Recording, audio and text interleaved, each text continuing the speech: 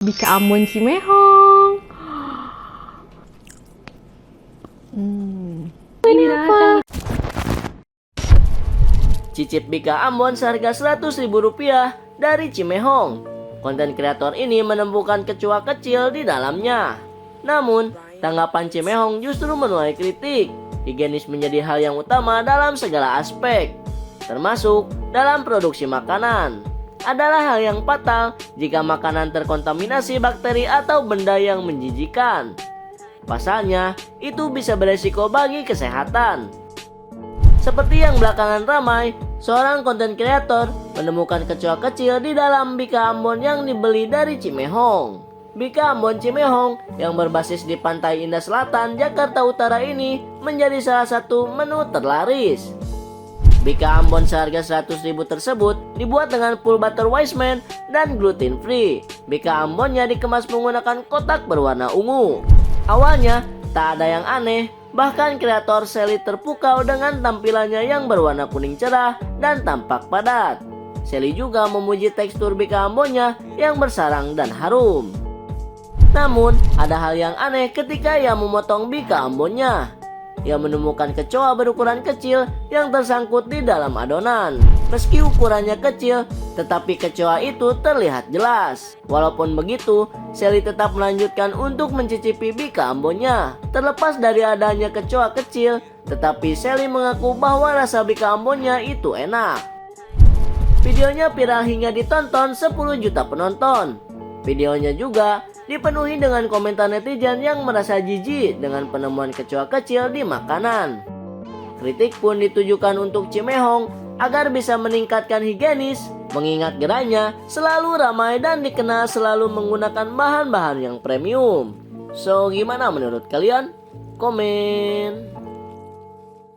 Bika Ambon Cimehong ada lalatnya, dikritik kok ngamuk. Berita viral kali ini datang dari Cimehong, guys. Kemarin seorang food vlogger makanan gitu ya guys di TikTok yang bernama Shirley atau siapa itu lupa. Itu tuh mereview Bika Ambonnya Cimehong guys. Yang kalian tahu ya, makanan yang dijual Cimehong ini kan memang harganya tuh lumayan pricey gitu, kayak mahal-mahal gitu. Ya memang target marketingnya Cimehong kan memang orang-orang kaya ya Wak gitu. Nah ternyata Bika Ambon yang dibeli oleh food vlogger ini dan yang dimakan oleh food vlogger ini tuh ada lalatnya gitu loh guys. Di video itu food vlogger ini tuh bukan malah menjelek-jelekan, kayak kaget aja loh. Ini tuh hewan apa gitu kan. Kok ada di Bika Ambon yang premiumnya Cimehong gitu.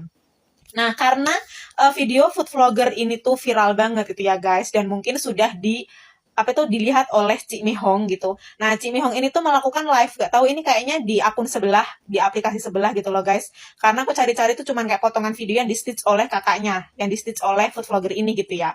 Cimehong ini tuh kayak nggak terima gitu loh kalau dirinya ini atau kalau produknya ini tuh dikritik gitu loh guys. Sebelum dari food vlogger cantik ini gitu ya. Sebelumnya Cimehong ini juga dikritik sama Code Blue. Tertikus Code Blue, tahu kan pasti gitu loh. Dan kalau Code Blue mengkritik ini kan sangat pedas ya guys ya, omongannya ini kan pedas banget gitu. Itu juga Cimehong kayak nggak terima gitu loh guys. Nah di sini netizen ini tuh pada kayak ngomen gitu kalau ternyata Cimehong ini tuh anti kritik gitu loh, nggak mau dikritik guys. Padahal ya memang bener-bener ada gitu loh, bener-bener kayak ya emang ada kesalahannya, bukannya kesalahan yang dibuat-buat gitu kan. Waduh, gimana sih Cimehong? Orang dikritik buat kebaikan kok malah nggak mau, malah ngamuk-ngamuk di live gitu loh.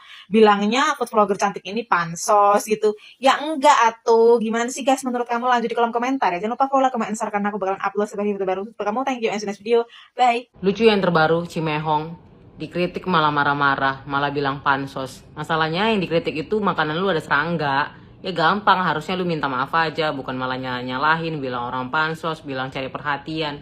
Kalau marah-marah cerewet kayak gitu oke lah, mungkin itu strategi lu ya jualan ala-ala mama, ala-ala cici judes lah gitu ya. Ya tapi ini kan lu udah salah ya, makanan lu ada serangga, otomatis lu harus mulai itu dengan minta maaf dulu. Bukan menyalahkan orang lain, bukan menyalahkan orang yang nge-review makanan lu gitu loh. Sumpah ya, gue tuh udah pengen berkomentar dari yang masalah Cimehong sama Code Blue, yang Code Blue nge-review lapis legit dia cuman ngasih nilai 5. Itu gue udah pengen berkomentar tuh, pengen ngasih tahu udah lalu terima aja gitu, namanya lo di review gitu. Tapi ya gue lucu ngeliat dia ngoceh-ngocehnya, marah-marahnya. Jadi yaudahlah, daripada gue durhaka kan ngomongin orang tua gitu kan. Tapi lo tahu kasus yang baru yang masalah Bika Ambon? ada binatangnya, ya udah terima, maksud gue. Namanya produk lo di review orang dan kayak dia bilang dia mah mau caper gitu.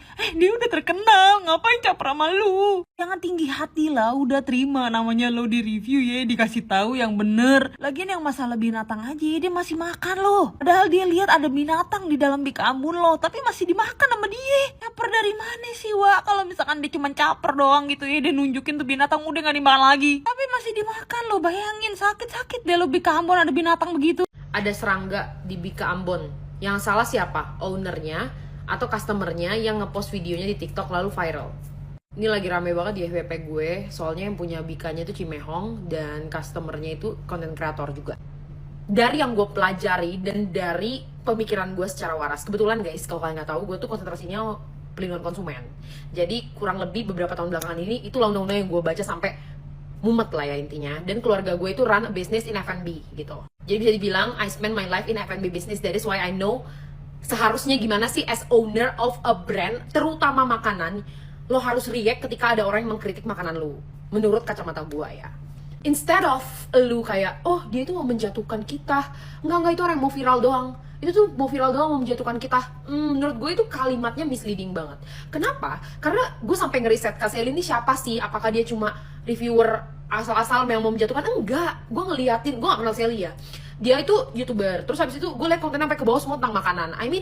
I sincerely believe dia itu pasti cari uang through her content dengan makan, ya kan? Gimana caranya dia bisa dapat endorsement dan segala macam kalau dia asal-asal kayak review suatu makanan terus kayak bilang, oh ini jelek segala macam, langsung cari-cari jelek-jeleknya.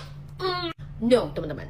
Ya, benar-benar ada kekurangan itu dalam Bika Ambon itu, dan seharusnya sebagai owner, beliau itu meminta maaf dan berusaha memperbaiki. Dan kamu tau gak sih, banyak banget tahu kasus dimana restoran tutup karena ada binatang di dalam makanannya. Serius. Cari aja, mungkin kalau di Indonesia nggak nemu, pasti di luar negeri juga ada, karena gue juga pernah baca artikelnya. Dan sebenarnya ya guys, orang-orang Indonesia tuh perlu banget tahu ini, karena banyak banget yang nggak tahu. Jadi ada yang namanya Undang-Undang Perlindungan Konsumen, teman-teman. Dan kalian sebagai konsumen atau customer kita, itu tuh boleh, kita tuh punya hak veto, hak penuh untuk mengkritik produk yang kita beli. Cause you paid for that. Nih, contohnya lip gloss ini, misal kayak terlalu ini ya, segala macam, lo bisa komen. Sama yang kayak kemarin viral itu kan, Doktif nge-review produk, terus ownernya nggak terima, lala segala macam.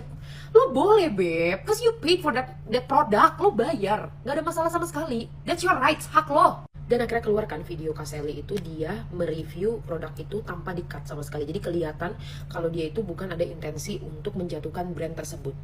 Dari yang gue lihat sih dia muji-muji produknya kayak wangi banget segala macam kayak gitu kan. Jadi respon dari CEO atau owner dari brand tersebut tuh sangat di-highlight banget.